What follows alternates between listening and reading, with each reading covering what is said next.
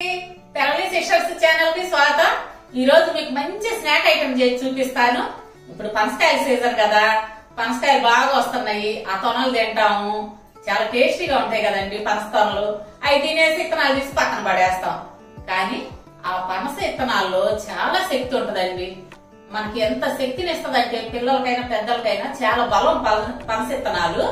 ఆ పనస ఇత్తనాలతో చాలా వంటకాలు చేసుకోవచ్చండి. ఈ పనస ఇత్తనాల వల్ల బ్లడ్ సర్క్యులేషన్ బాగా జరిగిద్దంట, అరుగుదల కూడా బాగుంటుందంటండి అమ్మ చెప్పేది.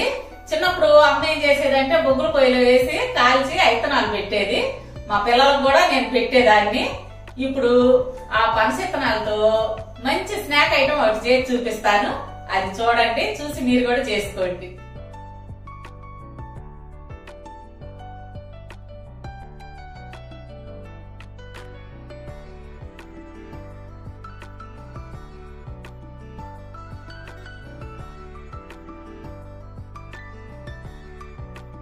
ముందుగా కావాల్సింది పనస గింజలండి.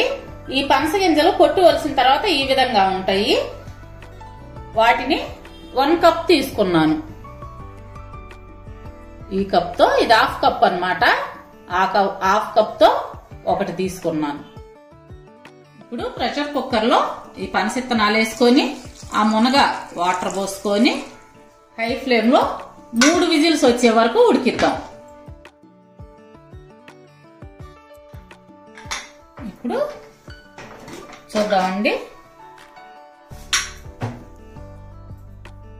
ఉడికినవి. ఈ ఉడికిన పనస గింజల్ని ఓ బౌల్లోకి తీసుకుందాం. ఈ ఉడికించిన పనస గింజలు బాగా చల్లారిన తర్వాత మిక్సీ బౌల్లో వేసుకుందాం. అలాగే 1 స్పూను సన్నగా తురిమిన అల్లం ముక్కలు, ఇందాక మనం కప్పుతో పనస గింజలు తీసుకున్నాం కదా, అదే కప్పుతో 1/2 కప్పు పచ్చి కొబ్బరి ఇందులో వేసుకొని మెత్తగా పేస్ట్ లా చేసుకుందాం. అలాగే 4 పచ్చిమిర్చి తీసుకొని ముక్కలు కట్ చేసుకున్నాను, ఇందులోనే వేసుకొని మెత్తగా పేస్ట్ లా చేసుకుందాం.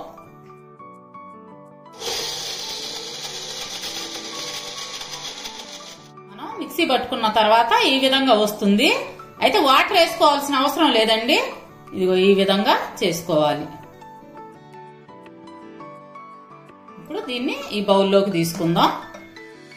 అందులో 2 స్పూన్లు సన్నగా తరిగిన ఉల్లిపాయ ముక్కలు, 2 స్పూన్లు కొత్తిమీర, 1 స్పూను జీరా,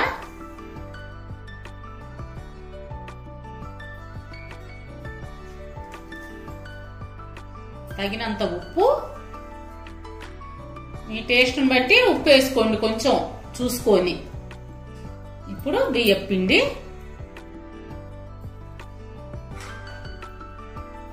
మనం పనస తొనలు కొబ్బరి ఏ కప్తో అయితే తీసుకున్నామో అదే కప్తో 1/2 కప్పు బియ్యం పిండి. వీటన్నిటిని బాగా కలుపుకుందాం.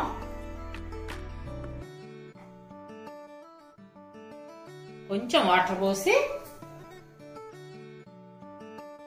ముద్దగా కలుపుకుందాం.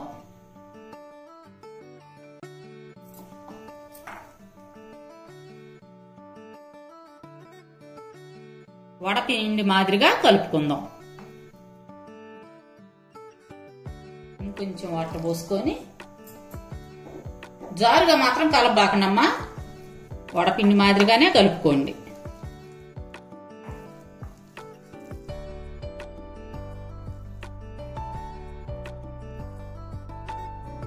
ఈ పిండి ఈ విధంగా వేసుకోవాలి.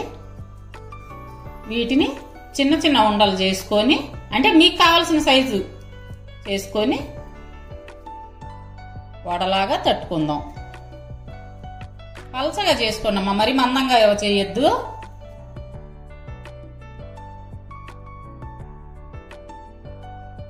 ఈ విధంగా అన్ని చేసి పెట్టుకుందాం.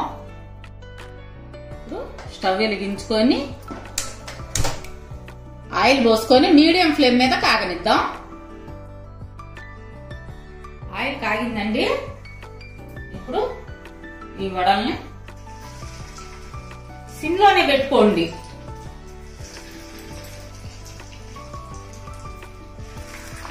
పలచగా చేసి పెట్టుకొని ఇందులో వదులుతున్నాను చూడండి.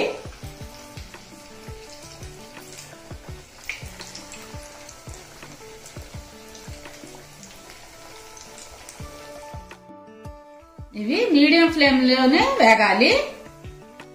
పెద్ద మంట మాత్రం పెట్టుకోబాకండి.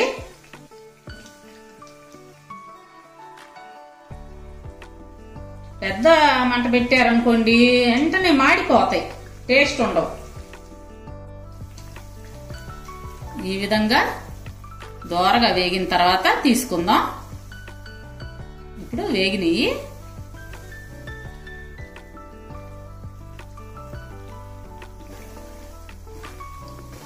గోల్డ్ కలర్ లోకి వస్తే వేగినట్టు అన్నమాట.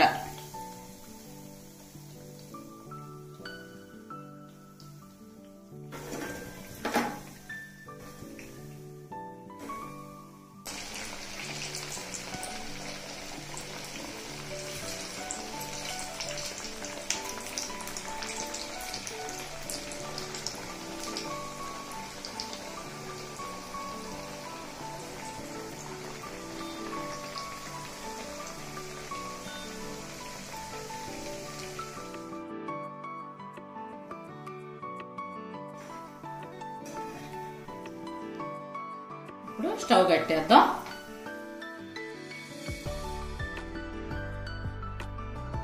వీటిని ఒక సర్వింగ్ ప్లేట్ లోకి మార్చుకుందాం.